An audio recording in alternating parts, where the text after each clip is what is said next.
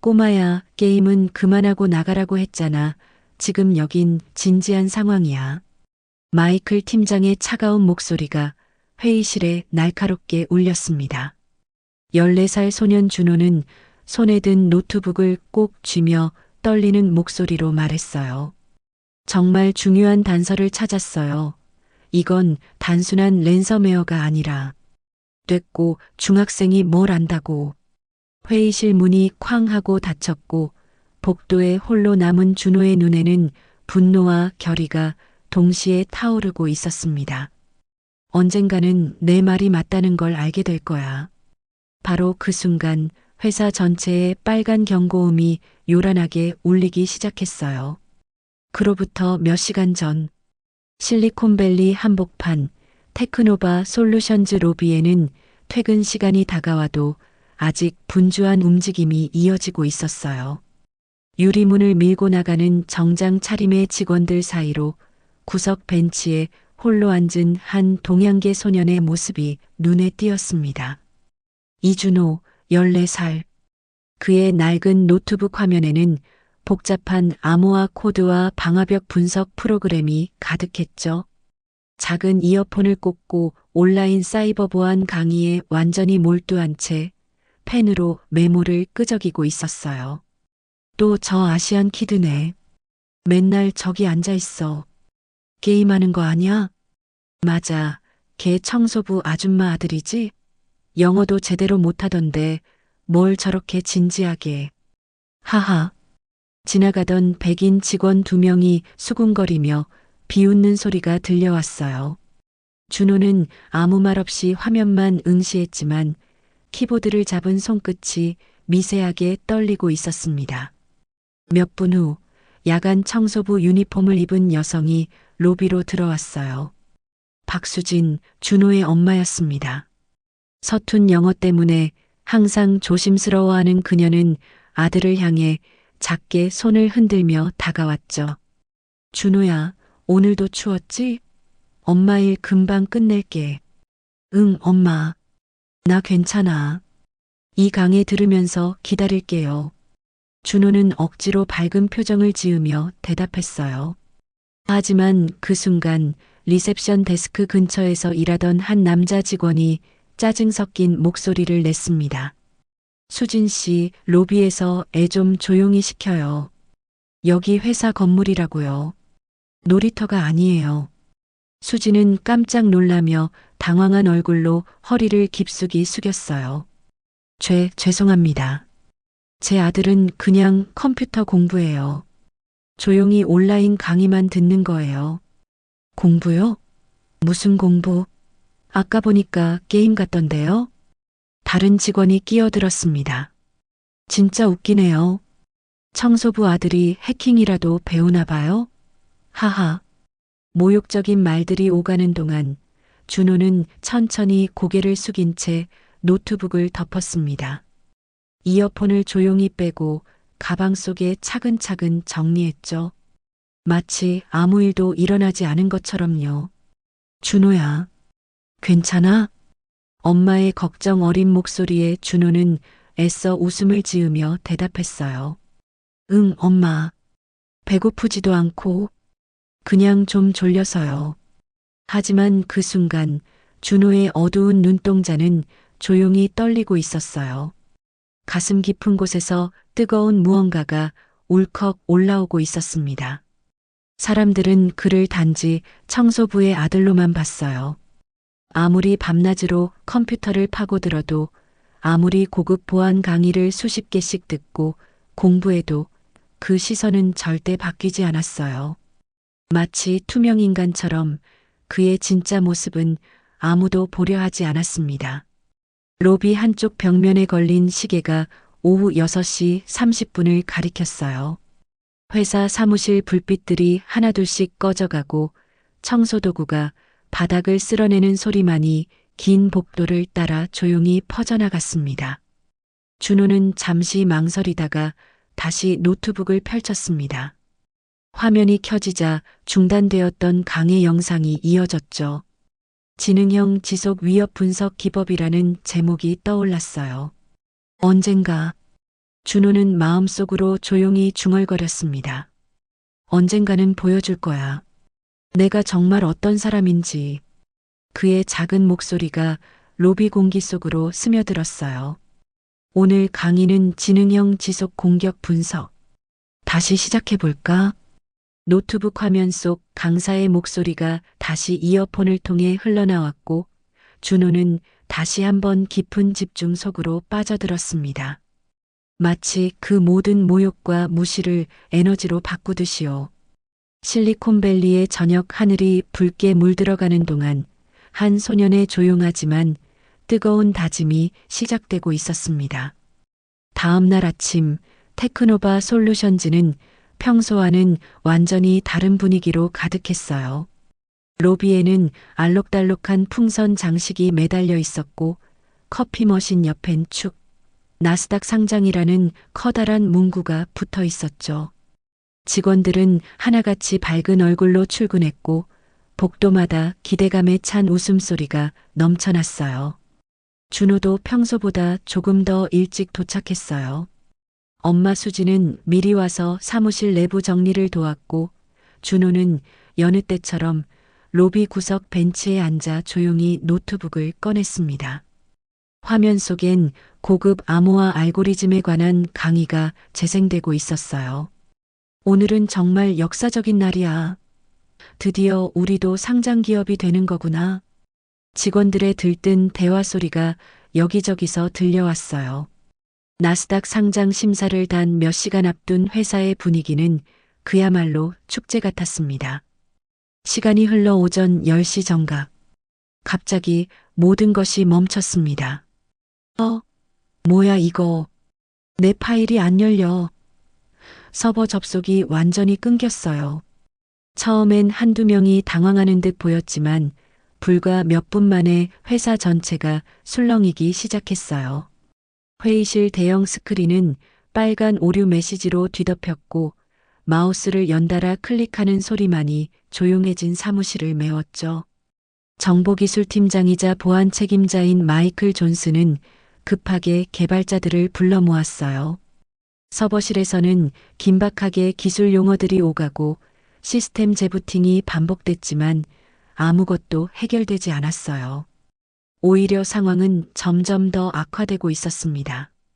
그때 대표이사 로버트 스미스가 복도 끝에서 성큼성큼 걸어 나왔어요.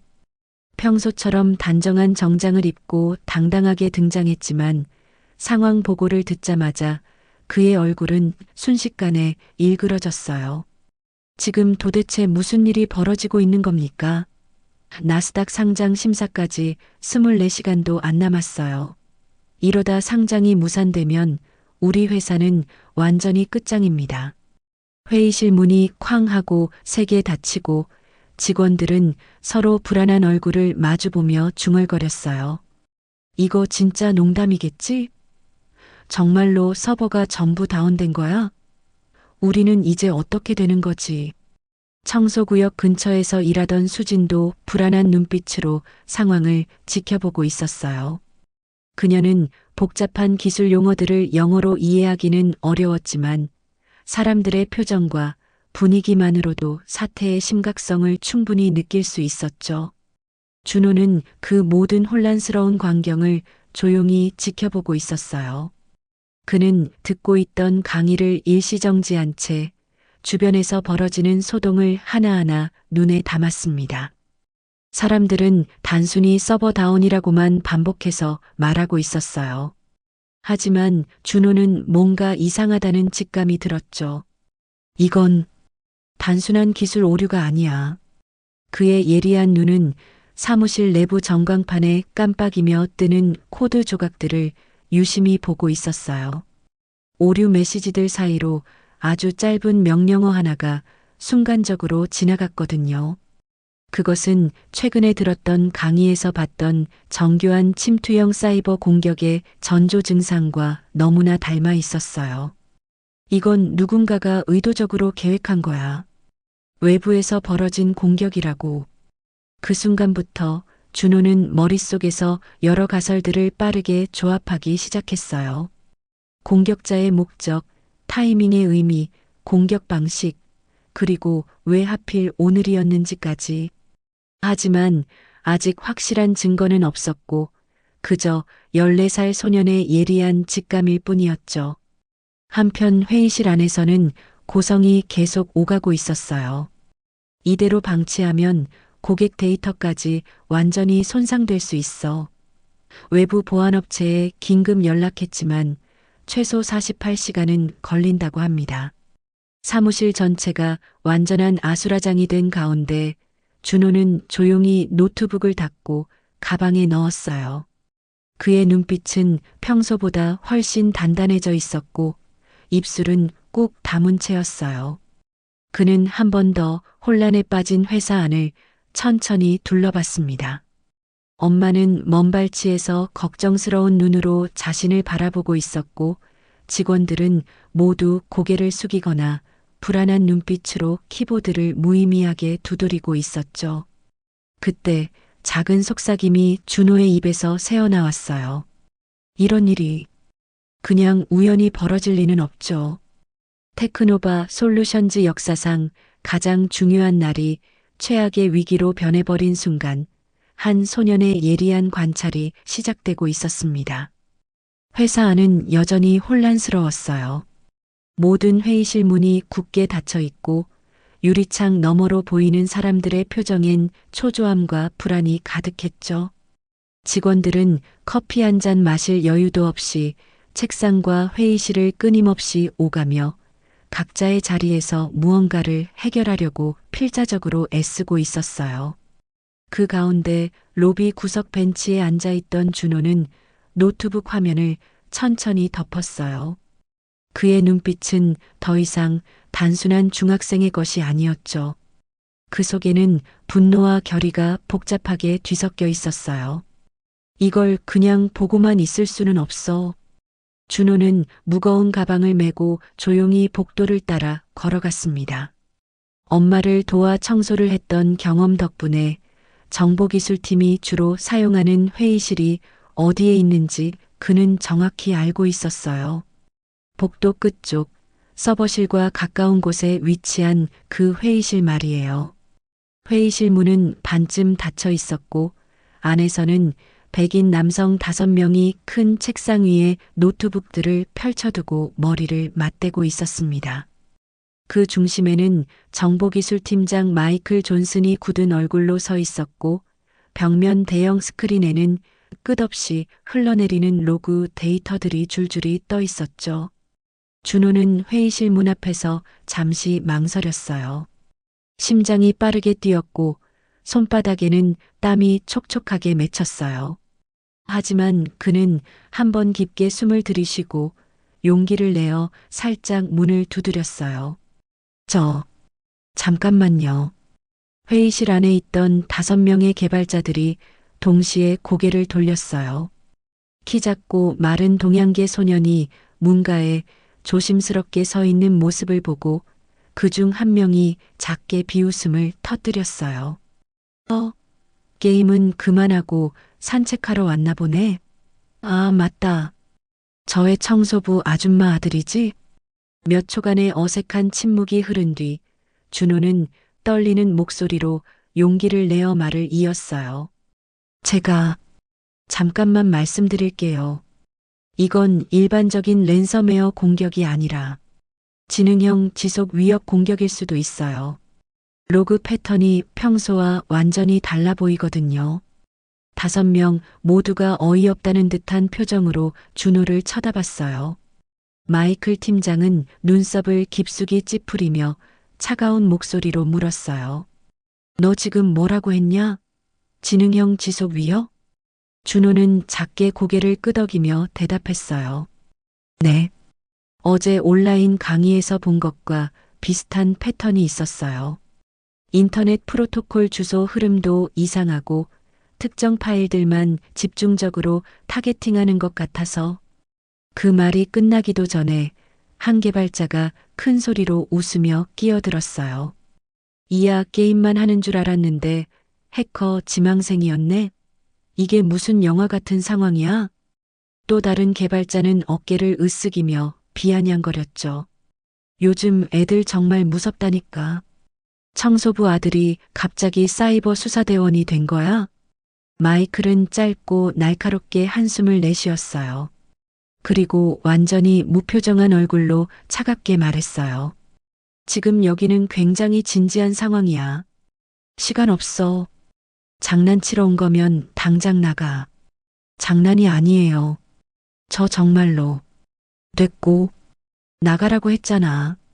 마이클의 목소리는 단호했고, 다른 사람들도 이미 준호에게서 시선을 돌려 다시 자신들의 모니터 화면에 집중하고 있었어요.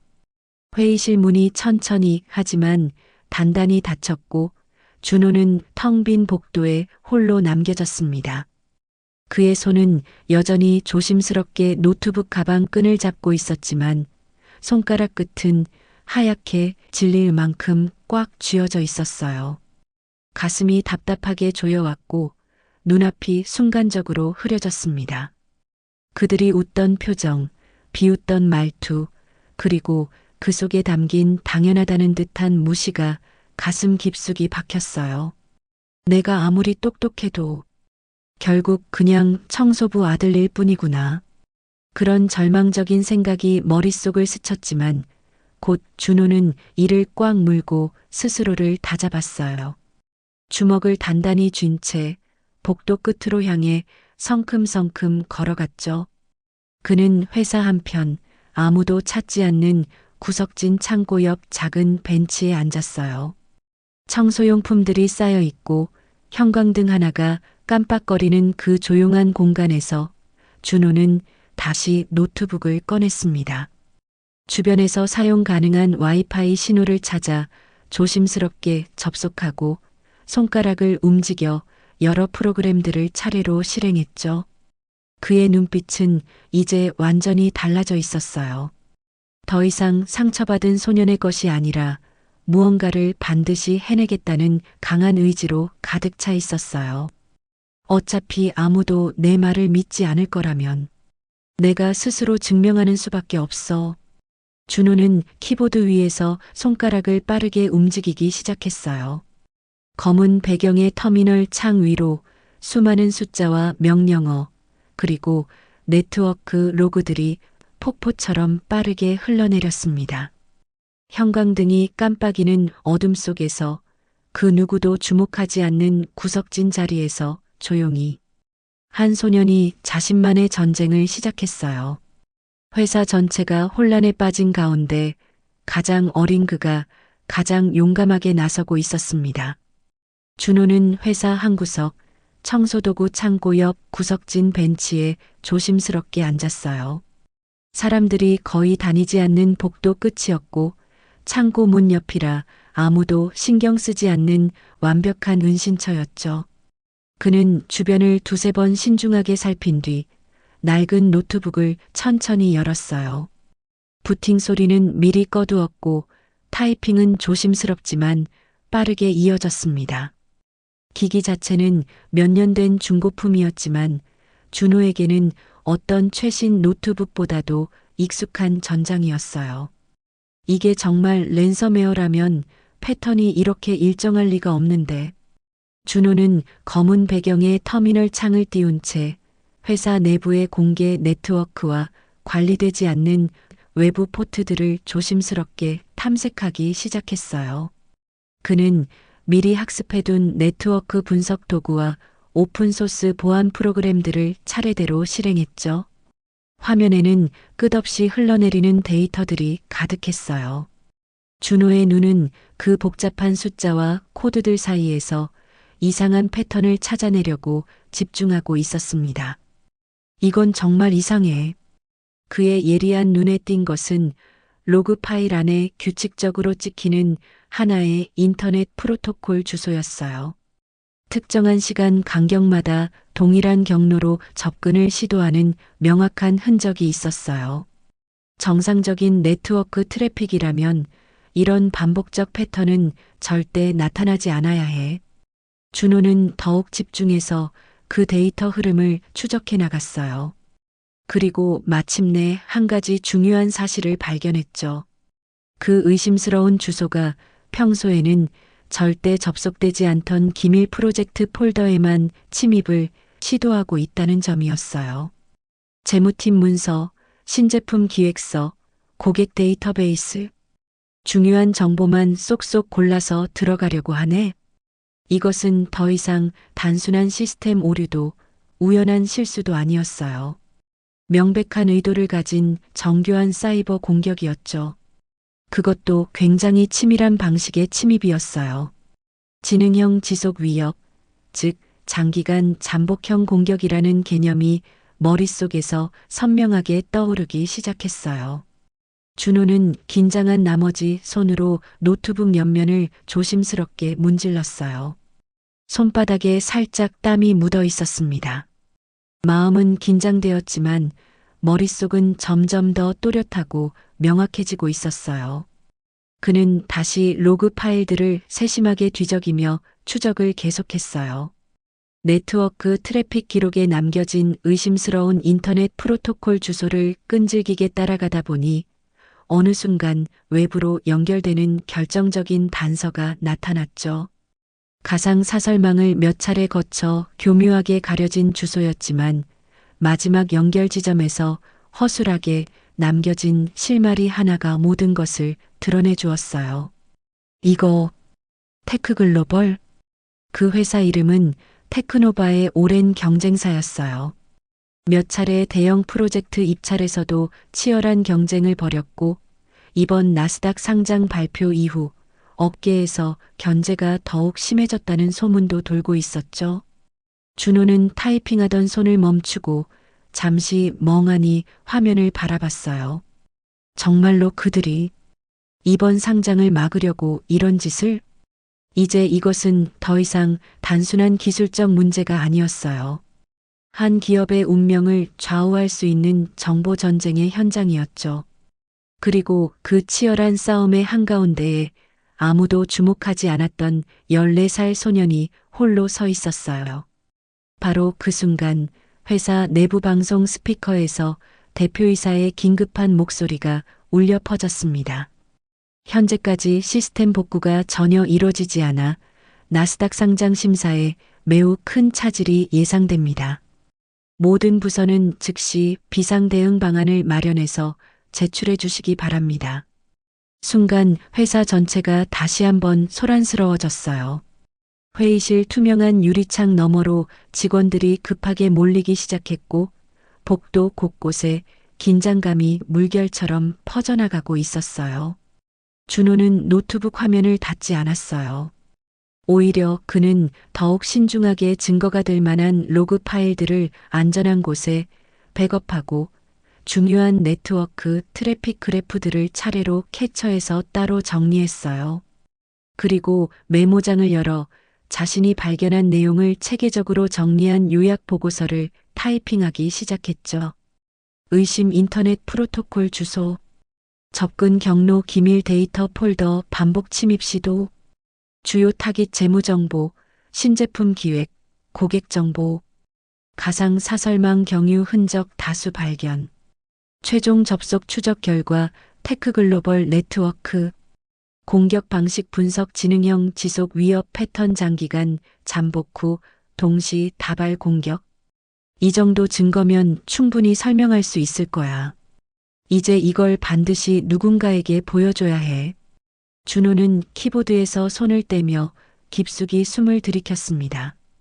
그의 얼굴에는 아직도 긴장감과 불안감이 남아 있었지만 눈빛만큼은 이전과는 완전히 달랐어요. 흔들림 없이 단단하고 확신에 차 있었어요. 이번에는 다시 거절당하더라도 절대로 포기하지 않을 거야. 바로 그때였어요.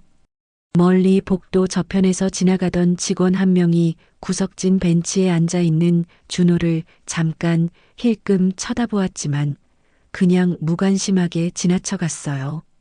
여전히 아무도 그가 무슨 중요한 일을 하고 있는지 전혀 알지 못했어요. 하지만 곧 모든 사람들이 알게 될 것입니다. 이 조용한 소년이 어떤 엄청난 폭풍을 불러일으킬지를. 창고 옆 아무도 주목하지 않는 구석진 자리에서 벌어지고 있는 이 조용한 혁명을 오후 3시를 넘기고 있었어요.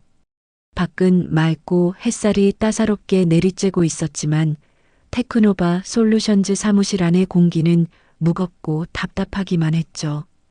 마치 정전이라도 난 것처럼 사람들은 입을 꾹 다물고 키보드만 무의미하게 두드렸고 회의실 안의 정보기술팀은 무기력한 얼굴로 서로를 바라보며 시간만 흘려보내고 있었어요.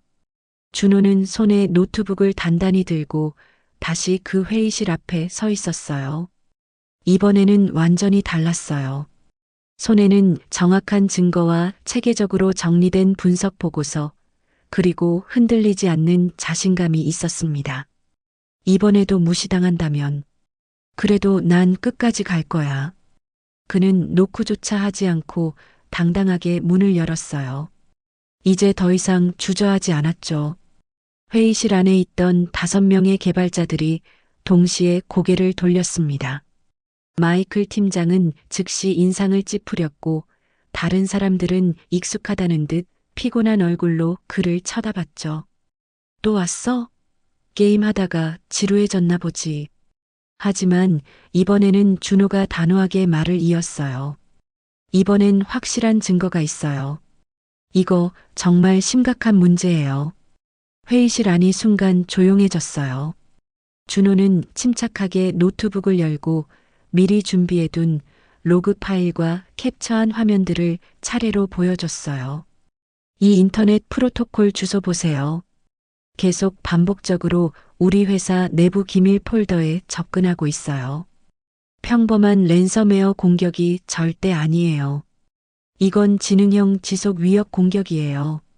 그리고 마지막 추적 결과 연결 지점이 바로 그때 팀원 중 가장 젊어 보이던 금발의 개발자 한 명이 호기심 가득한 표정으로 고개를 숙여 노트북 화면을 자세히 들여다봤어요. 그의 이름은 데이빗이었어요. 평소에는 과묵하지만 기술적 실력에 있어서는 팀 내에서 신뢰받는 인물이었죠. 데이빗은 몇 차례 화면을 천천히 넘기더니 노트북을 자신 쪽으로 당겨서 더욱 자세히 들여다봤어요. 그의 표정이 점점 진지해지며 서서히 달라지기 시작했습니다. 이거, 마이클, EMR이 맞는 것 같아. 여기 봐. 네트워크 트래픽 경로부터 침입 포트까지 완벽하게 정리되어 있어. 이건 그냥 장난으로 할 수 있는 게 아니야. 마이클 팀장은 눈살을 더욱 깊게 찌푸렸어요. 말도 안 돼. 얘는 그냥 애야. 중학생이라고. 뭘 제대로 알겠어. 데이빗은 준호를 한번 진지하게 바라본 뒤 다시 노트북 화면을 정확히 가리키며 말했어요. 지능형 지속 위협 공격일 가능성이 정말 높아. 접근 시각, 대상 폴더, 반복 패턴. 지금 우리가 보고 있는 기본 로그보다 훨씬 정밀하고 체계적으로 분석되어 있어. 이거 계속 무시하면 진짜 위험할 수 있어. 준호는 떨리는 목소리로 조심스럽게 말을 이었어요. 이대로 계속 방치하면 분명히 다음 공격이 올 거예요. 지금까지는 단순한 침투 단계였고 다음에는 본격적인 데이터 암호화가 시작될 거예요. 회사 전체 중요 데이터가 완전히 잠길 수 있어요. 순간 회의실 전체가 정적에 휩싸였어요. 데이빗 외에 다른 개발자들도 하나둘 화면을 진지하게 보기 시작했죠.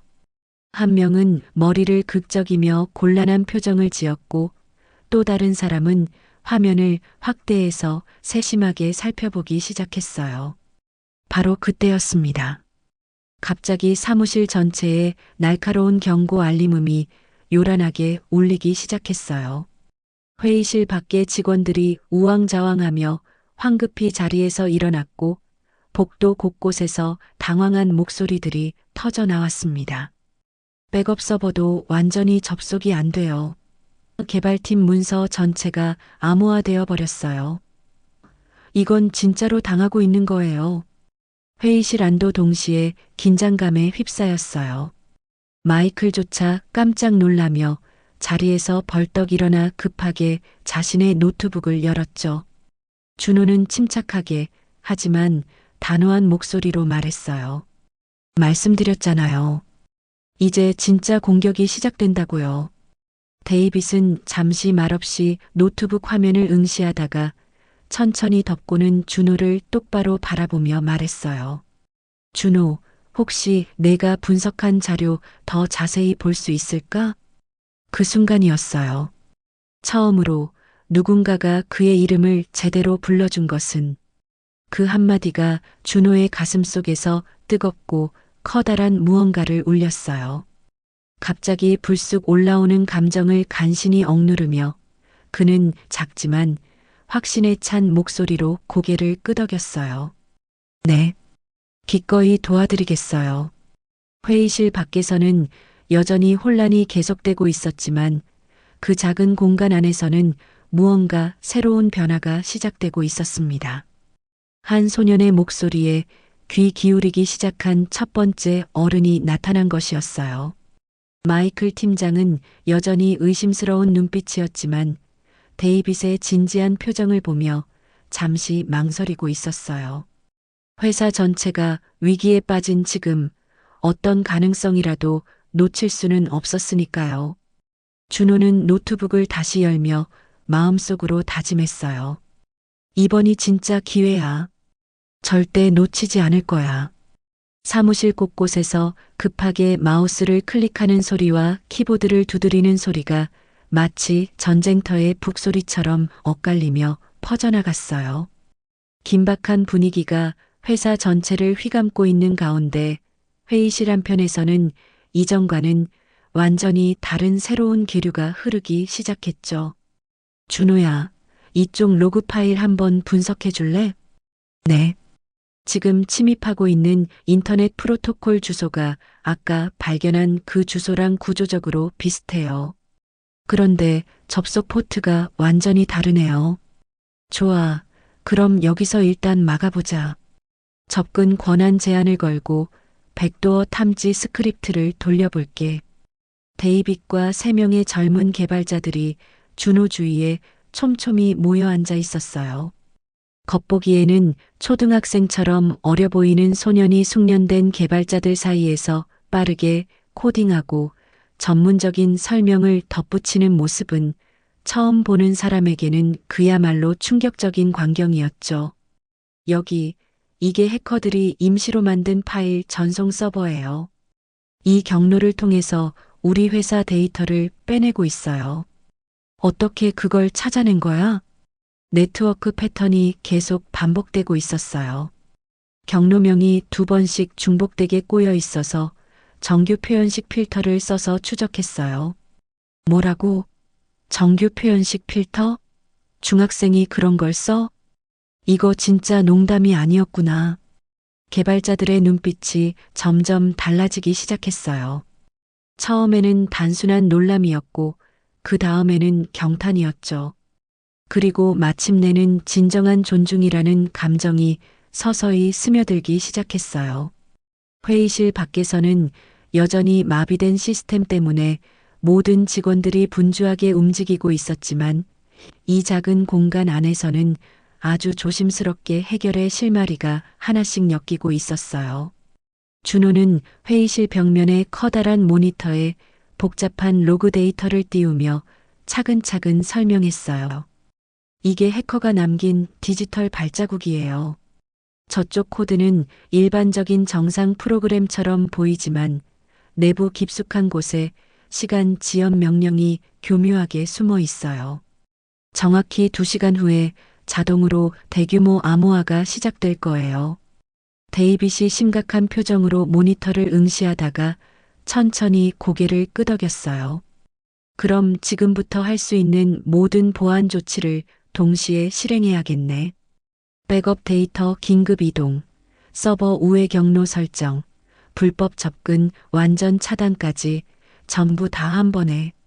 제가 네트워크 데이터 흐름을 완전히 막을 수 있게 임시 방화벽 경로를 새로 설계해 볼게요. 좋아. 준호, 너는 도메인 네임 시스템 쪽도 한번 확인해 줘. 경로 조작 공격 가능성도 있어. 처음에는 단순한 의심과 호기심으로 시작된 협력이었지만 지금은 명백하고 체계적인 팀워크로 발전하고 있었어요.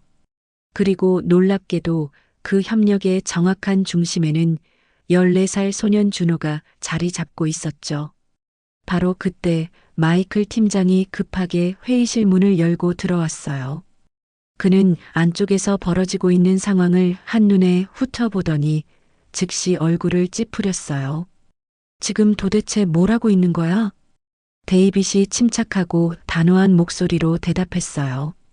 이준호와 함께 실시간으로 공격 경로를 추적하고 있습니다. 지금까지 우리가 써왔던 기존 대응 방식보다 훨씬 더 효과적이에요. 그래서 중학생한테 우리 회사 핵심 시스템을 맡기자는 거야? 아니요. 분석과 추적을 맡기는 거예요. 그리고 저희도 모든 과정을 다 지켜보고 있고 함께 검토하고 확인하고 있어요. 마이클은 말없이 준호의 모니터 화면 앞으로 다가가서 천천히 들여다봤어요. 그리고 화면에 가득 띄워진 긴 로그 데이터와 복잡한 보안 스크립트들을 한 줄 한 줄 꼼꼼히 훑어봤죠. 그의 눈썹이 점점 더 깊게 찌푸려졌어요. 몇 분간의 침묵이 흐른 뒤 마이클이 차갑게 말했어요. 그냥 운이 좋았을 뿐이야. 그는 그렇게 한마디 던지고는 다시 문을 단단히 닫고 나가버렸습니다. 회의실 안이 잠시 어색한 정적에 휩싸였어요. 데이빗이 준호를 향해 따뜻한 목소리로 말했죠. 신경 쓰지 마. 지금 정말 중요한 건 누가 이걸 해냈는지가 아니라 어떻게 하면 이 공격을 완전히 막아낼 수 있느냐야. 준호는 작지만 단단한 미소를 지으며 조용히 고개를 끄덕였어요. 바로 그 순간 다시 한번 날카로운 경고 알람이 사무실 전체에 요란하게 울려 퍼졌어요. 대용량 데이터 전송 속도가 급격히 상승하고 있어요. 본격적인 암호화 공격 카운트다운이 시작됐어요. 남은 시간은 정확히 6시간. 준호는 깊게 숨을 들이쉬며 손가락을 쫙 펴고 다시 키보드를 향해 손을 뻗었어요. 그의 눈빛은 이제 완전히 달라져 있었어요. 더 이상 무시당하는 소년이 아니라 팀의 핵심 구성원으로서의 자신감이 넘쳐나고 있었어요. 그럼 지금부터가 진짜 시작이에요. 회의실 안의 모든 사람들이 준호를 중심으로 더욱 단단히 뭉쳤어요. 시간은 빠르게 흘러가고 있었지만 이제 그들에게는 희망이 있었습니다. 창밖으로는 여전히 따스한 햇살이 비치고 있었지만 회의실 안에서는 디지털 세계를 구하기 위한 치열한 전투가 막 시작되려 하고 있었어요. 사무실의 공기는 점점 더 무겁고 압박감 넘치게 변해가고 있었어요.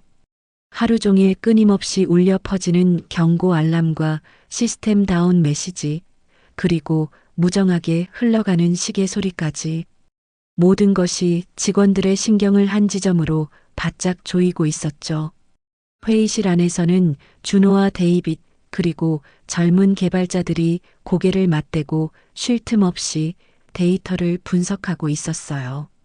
하얀 화이트보드에는 복잡한 네트워크 경로도와 정확한 침입 시간표가 빼곡히 적혀 있었고 벽면 대형 스크린에는 실시간으로 변화하는 서버 상태창이 계속 갱신되고 있었습니다. 지금 이 경로를 보세요. 3번째 우회 주소예요. 준호가 마우스 커서를 한 지점에 정확히 멈춰 세웠어요.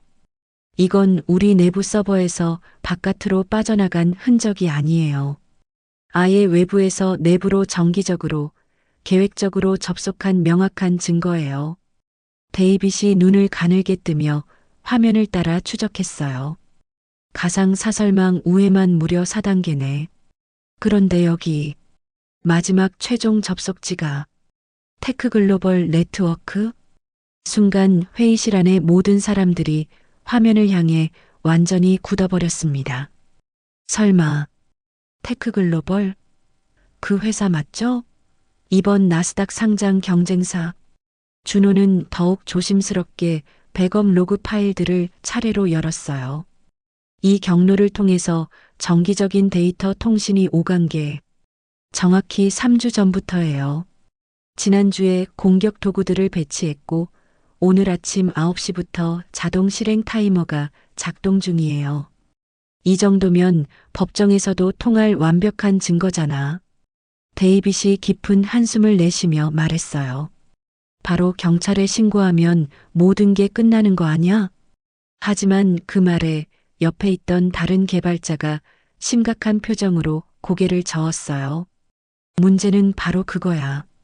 신고하고 수사기관 조사에 들어가면 나스닥 상장 심사가 자동으로 연기돼. 오늘 자정까지 시스템 복구를 완료해야만 상장 심사 일정이 유지되거든. 회의실 안은 다시 한번 무거운 정적에 휩싸였어요. 이대로 경찰에 신고하면 범인은 잡을 수 있겠지만 회사는 결국 무너지게 됩니다. 그렇다고 시스템 복구를 못하면 역시나 회사는 망하게 되고요. 바로 그 절망적인 순간 시스템 전체에서 전례 없는 이상 반응이 폭발적으로 터져 나왔어요. 붉은 배경의 거대한 에러창이 모든 모니터 화면을 가득 채웠고 각각의 단말기마다 전체 시스템 암호화 시작이라는 무시무시한 경고 메시지가 깜빡이며 전멸했어요. 이거 도대체 뭐야? 백업 서버까지 완전히 막혔어요. 모든 복구 포인트가 전부 잠겨버렸어요. 이제 정말로 마지막이자 가장 강력한 공격이 시작된 거였어요. 회사의 가장 중요한 자료가 담긴 핵심 서버부터 시작해서 이메일 시스템, 고객 데이터베이스, 신제품 개발 프로젝트 폴더까지 모든 것이 하나둘씩 차례로 암호화되며 완전히 열리지 않기 시작했죠. 바로 그때 대표이사 로버트 스미스가 회의실 문을 거칠게 열고 급하게 뛰어들어왔어요. 지금 도대체 무슨 상황입니까? 왜 또다시 시스템이 전체 다운되는 거예요? 마이클 팀장이 완전히 힘이 빠진 목소리로 절망적으로 대답했어요. 더 이상 복구가 불가능합니다. 지금은 정말 끝났습니다. 대표이사는 얼굴이 창백하게 하얘졌어요. 그는 한 손으로 이마를 깊숙이 짚으며 절망에 찬 목소리로 중얼거렸어요. 나스닥 상장도 완전히 끝이군요. 직원 300명, 다음 달 월급은 어떻게 줘야 하나? 그 절망적인 말에 회의실 전체가 숨죽인 듯 조용해졌습니다. 누구도 아무도 감히 말을 잇지 못했어요. 사람들은 서로의 얼굴을 바라보며 작게 고개를 숙였고 일부는 체념한 듯 자리에서 조용히 일어나 회의실을 나가버렸어요. 바로 그때 지금까지 조용히 침묵을 지키고 있던 준호가 또렷한 목소리로 입을 열었어요. 아직 완전히 끝난 건 아니에요. 순간 모든 사람들이 일제히 그를 바라봤어요. 그동안 함께 작업해왔던 젊은 개발자들에게는 익숙한 모습이었지만 대표이사와 마이클 팀장은 놀란 듯 멈춰 선 채 그 작은 소년을 응시했습니다. 지금 모든 시스템이 완전히 봉쇄되기 전에 저는 미리 백도어 하나를 안전한 곳에 남겨둬 놨어요. 그 통로는 오직 암호화가 시작되기 전에만 접근이 가능해요. 그 경로를 통해서 백업 라우터를 강제로 열고 외부 임시 저장소와 연결해서 원본 데이터를 안전하게 이동시키면 마이클이 비웃음을 터뜨리며 고개를 저었어요. 무슨 허황된 소리야. 그런 건 영화에서나 가능한 일이야. 하지만 준호는 이번에는 눈을 피하지 않고 마이클을 똑바로 바라봤어요. 지금 이 순간 이 방법으로 막지 못하면 정말로 영화 같은 비극적 결말이 되는 거예요. 그리고 저 혼자서는 절대 할 수 없어요. 모든 분들이 함께 도와주셔야만 가능해요. 회의실은 또다시 깊은 정적에 빠졌어요. 하지만 이번에는 아무도 그를 조롱하거나 비웃지 않았어요. 사람들의 눈빛에는 혼란과 망설임, 그리고 아주 작지만 분명한 희망이라는 감정이 서서히 피어오르고 있었죠. 데이빗이 준호를 신뢰하는 눈빛으로 바라보며 조용히 고개를 끄덕였어요. 좋아. 구체적으로 어떻게 하면 돼? 준호가 깊게 숨을 들이쉬고 침착하지만 확신에 찬 목소리로 말을 이어갔어요. 3단계로 나눠서 동시에 진행해야 해요. 먼저 백업 라우터 접속팀, 도메인 네임 시스템 우회 경로 설정팀, 그리고 복구 모듈 전송 및 복원팀. 세 팀이 완벽하게 협조해서 동시에 움직여야 해요. 단 1초만 늦어져도 완전히 실패해요. 바로 그때 회의실 문 밖에서 누군가가 급하게 달려들어왔어요. 하얀 청소복을 입고 땀이 송골송골 맺힌 얼굴의 박수진이었습니다. 아들을 찾아 헤맸던 그녀는 숨을 헐떡이며 다가왔어요. 준호야, 괜찮아? 무슨 일이? 하지만 준호는 엄마를 향해 눈을 들어 올리며 이전과는 완전히 다른 성숙한 목소리로 말했어요. 엄마, 잠깐만 기다려주세요. 지금 정말 중요한 일이 있어요. 그 순간 회의실 안의 모든 어른들이 깨달았습니다. 눈앞에 서 있는 것은 더 이상 그냥 어린 소년이 아니라 위기 앞에서 당당히 맞서는 진정한 리더라는 것을. 회의실 안은 마치 전투 직전의 작전 지휘 본부처럼 완전히 변해 있었어요. 하얀 화이트보드에는 급하게 짜낸 시스템 복구 작전 순서가 빼곡히 적혀 있었고 각 구역별 담당자 이름 옆에는 정확한 실행 시간과 접속 경로가 세세하게 기록되어 있었죠. 모니터 곳곳에서는 여전히 붉은 경고 알람이 불안하게 깜빡이고 있었고 사람들의 얼굴에는 극도의 피로와 긴장감 그리고 아주 작지만 분명한 희망이 복잡하게 뒤섞여 있었어요. 준호는 자신의 노트북을 앞에 두고 침착하게 한 걸음 앞으로 나섰습니다. 이제 그의 모든 움직임에서는 더 이상 망설임이나 주저함을 찾아볼 수 없었어요. 이제부터 정확히 20분 안에 모든 준비가 완료되어야 해요.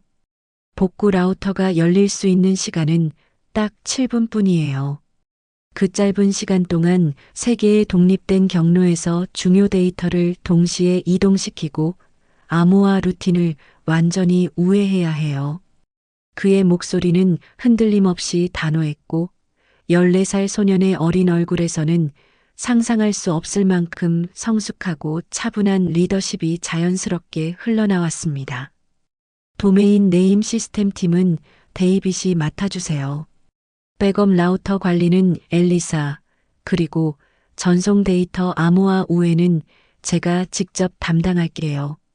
바로 그때 지금까지 조용히 지켜보고 있던 마이클 팀장이 조심스럽게 입을 열었어요. 회의실 안의 모든 사람들이 동시에 그를 바라봤죠. 잠시 머뭇거리며 고민하던 그는 마침내 준호를 똑바로 바라보며 진심 어린 목소리로 말했어요. 나도 데이터 전송 모듈을 맡겠다. 짧은 정적이 흘렀고 곧 회의실 전체에서 키보드를 두드리는 소리가 박수처럼 힘차게 터져 나왔어요. 드디어 정말로 모든 사람들이 하나가 된 역사적인 순간이었어요. 각 부서의 직원들은 준호가 지정해준 역할을 명확히 분담받은 뒤 본격적인 최종 준비 작업에 들어갔습니다. 한 명은 실시간 로그 분석창을 여러 개 띄워놓고 모니터링을 시작했고 다른 한 명은 무선 통신 장비와 네트워크 케이블들을 꼼꼼히 점검했어요. 또 다른 사람은 회선 상태와 데이터 흐름을 실시간으로 추적할 수 있는 프로그램을 실행했죠. 준호는 회의실 중앙에서 벽에 걸린 시계 옆에 작은 디지털 타이머를 집중해서 응시하고 있었어요. 최종 게이트 오픈까지 정확히 5분 남았어요. 그의 차분한 지시에 따라 3개의 핵심 팀은 각각 지정된 자리로 신속하게 흩어졌습니다. 데이빗은 복잡한 도메인 네임 시스템 우회 경로를 빠르게 코딩하면서 힘찬 목소리로 외쳤어요. 도메인 네임 시스템 터널링 정상 작동 확인 완료. 임시 우회 경로 안전하게 확보했어요. 엘리사는 여러 개의 백업 포트에 정밀한 장비들을 차례로 연결하며 긴장 속에서도 정확하게 보고했죠. 라우터 3번, 5번, 7번 연결 모두 완료. 테스트 트래픽 통과 상태 양호해요. 준호는 모든 시스템을 마지막으로 한 번 더 점검한 뒤 깊게 숨을 들이쉬고 자신의 노트북에서 결정적인 키를 눌렀어요. 암호화 차단 모듈 작동 시작. 지금부터 정확히 7분간 복구 작전을 개시합니다. 그 순간 테크노바 솔루션즈의 메인 서버에 전례 없는 새로운 데이터 경로가 기적적으로 생성되었고 그 통로를 통해 암호화되지 않은 깨끗한 원본 데이터들이 거대한 간물처럼 쏟아져 나오기 시작했어요. 회의실 안의 모든 사람들이 숨을 죽이며 고도의 집중력으로 그 과정을 지켜봤습니다. 마치 거대한 댐이 터진 것처럼 중요한 데이터들이 번개 같은 속도로 외부의 안전한 임시 저장소로 차례차례 이동하고 있었죠. 모니터 화면에서 한 줄씩 복구되어 가는 파일 목록을 확인한 사람들의 얼굴에는 놀라움과 안도감이 동시에 번져나갔어요. 하지만 바로 그 긴장된 순간 예상치 못한 치명적인 문제가 발생했어요. 타이머 중단 오류 발생. 데이터 전송이 갑자기 중단됐어요. 도메인 네임 시스템 경로 일부가 차단당했어요. 무선 회선에서 심각한 지연 현상이 발생하고 있어요. 갑작스럽게 터진 연쇄적인 문제들의 현장은 다시 한번 극도의 혼란에 빠졌습니다. 사람들의 손이 불안하게 떨렸고 일부는 당황해서 자리에서 벌떡 일어나 불안한 눈빛으로 주위를 두리번거렸어요. 준호는 잠시 조용히 입을 다물고 상황을 냉정하게 파악했어요. 깊게 숨을 들이쉰 뒤 번개같이 빠른 속도로 문제점을 분석하기 시작했죠. 이번 경로가 완전히 막혔어요. 하지만 비상 우회로가 하나 더 남아 있어요. 제가 직접 수동으로 타이핑할게요. 데이빗, 백업 우회 코드 12번 시퀀스를 지금 당장 전송해 주세요. 그의 손가락들은 마치 피아니스트처럼 정확하고 빠르게 키보드 위에서 춤을 추었고 데이빗은 즉시 필요한 코다 조각을 완벽하게 전송했어요. 준호는 입력창에 복잡한 코드를 붙여넣으며 확신에 찬 목소리로 외쳤습니다. 라우터 긴급 재연결. 데이터 전송 즉시 재개. 기적적으로 모니터에서 붉은 에러창들이 하나둘씩 사라지기 시작했고 다시 한번 소중한 데이터들이 안전한 곳으로 빠르게 이동하기 시작했어요. 이번에는 단 한 줄의 경고 메시지도 나타나지 않았죠. 엘리사가 감격에 겨운 눈빛으로 떨리는 목소리로 말했어요. 정말로 시작됐어요. 시스템 복구가 실제로 이루어지고 있어요. 마이클은 말없이 고개를 깊숙이 떨구고 두 손으로 이마를 덮었어요. 목소리에는 경외감이 가득했어요. 이걸 정말로 해낸 거야. 디지털 타이머가 30분을 정확히 가리키는 그 순간 테크노바 솔루션즈의 모든 서버가 완전한 정상 복구 상태로 전환되었습니다. 시스템 모니터에서는 오직 건강한 초록색 불빛만이 평화롭게 반짝였고 하루 종일 사람들을 괴롭혔던 경고음 대신 짧고 맑은 복구 완료 알림음이 사무실 전체에 희망적으로 퍼져나갔죠. 회의실 안의 모든 사람들은 그 자리에 완전히 멈춰서서 믿기 어려운 현실을 받아들이고 있었어요. 몇 초간의 숨막히는 침묵이 흐른 뒤 갑자기 엄청난 환호성이 천장을 뚫을 듯 터져 나왔어요. 해냈다. 우리가 살았어. 이 놀라운 아이가 우리 회사 전체를 구해냈어.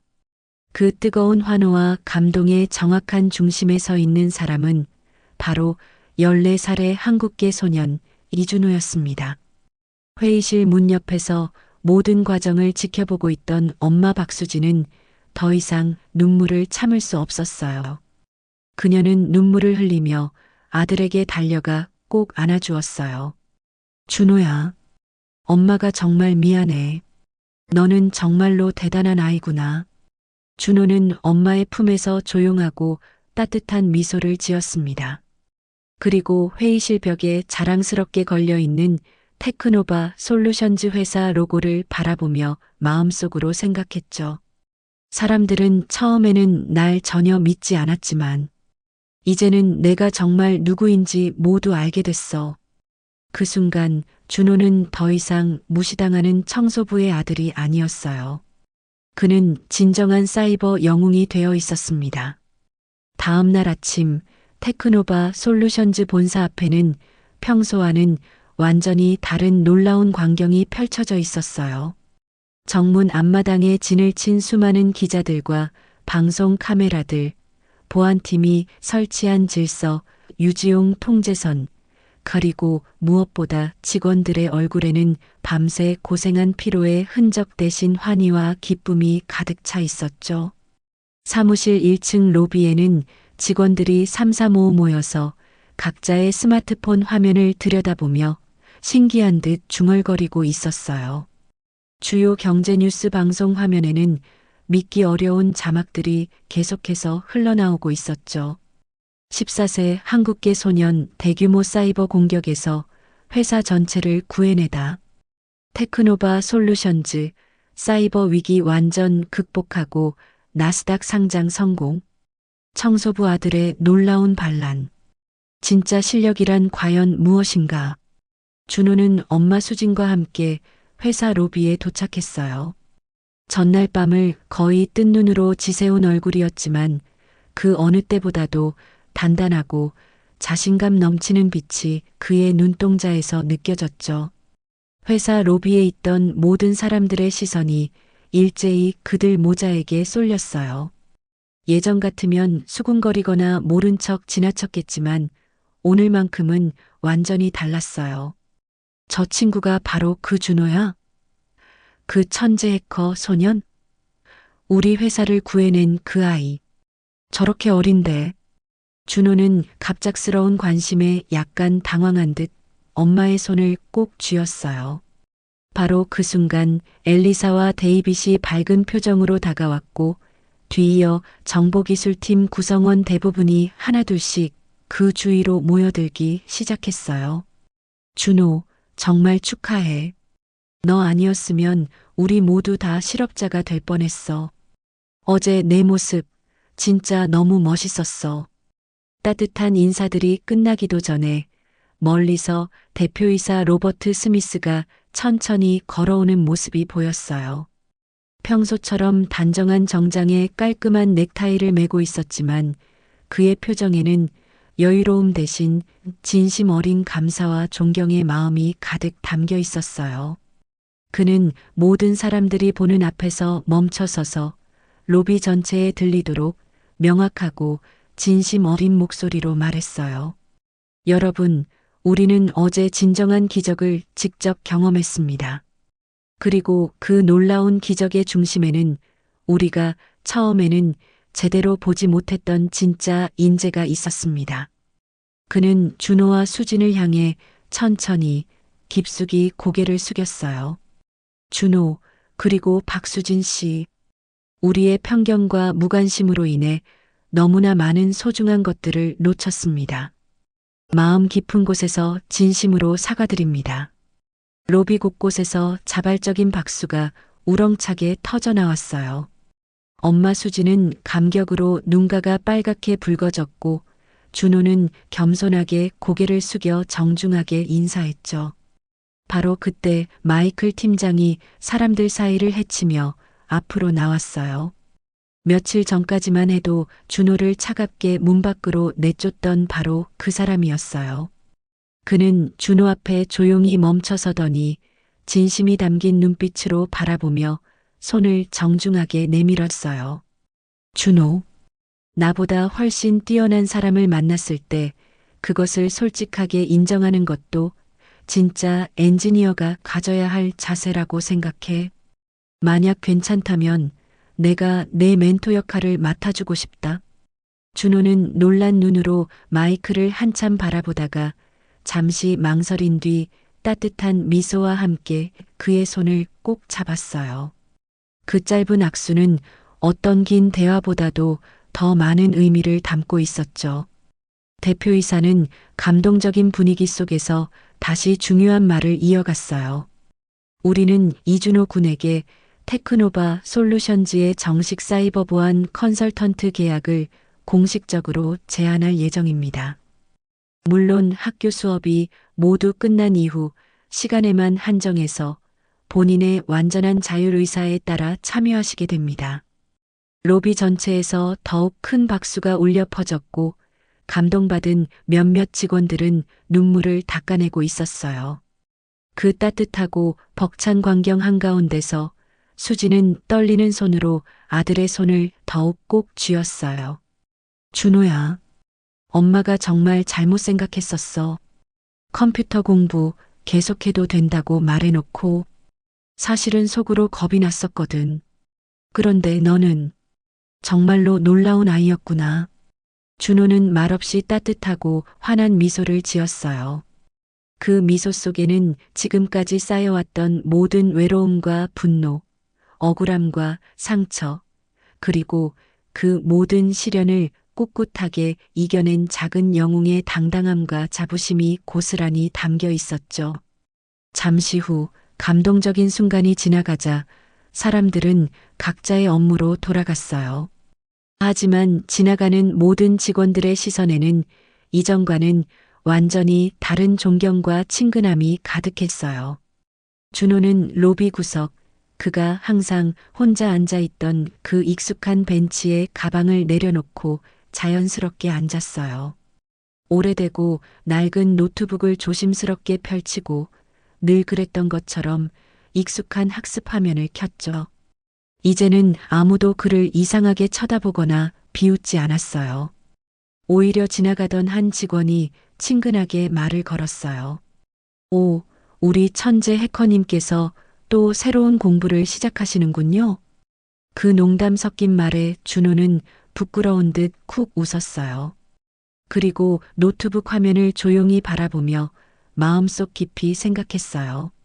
내가 이 모든 걸 처음 시작했을 때는 그 누구도 나를 믿어주지 않았지. 하지만 지금은 완전히 달라졌어. 이제 아무도 날 단순히 청소부의 아들이라고 부르지 않아. 화면 너머로 마치 시청자들을 향하는 것처럼 준호가 천천히 고개를 들어 올리며 확신에 찬 목소리로 말합니다. 꿈을 절대 포기하지 마세요. 언젠가는 반드시 여러분의 진짜 가치와 능력을 제대로 알아봐 줄 사람들이 나타날 거예요. 로비의 따스한 햇살 속에서 한 소년의 놀라운 여정이 끝나고 동시에 새로운 미래가 시작되고 있었습니다. 오늘 준호의 이야기 어떠셨나요? 지금 이 순간 어디에서 어떤 일을 하시면서 듣고 계시는지 꼭 댓글로 적어주세요. 여러분의 이야기도 듣고 싶어요. 그리고 이야기가 마음에 드셨다면 구독과 좋아요 부탁드려요. 모든 분들의 일상에 진실한 사랑과 따뜻한 마음이 함께 하시길 바라며 오늘도 시청해 주셔서 감사합니다.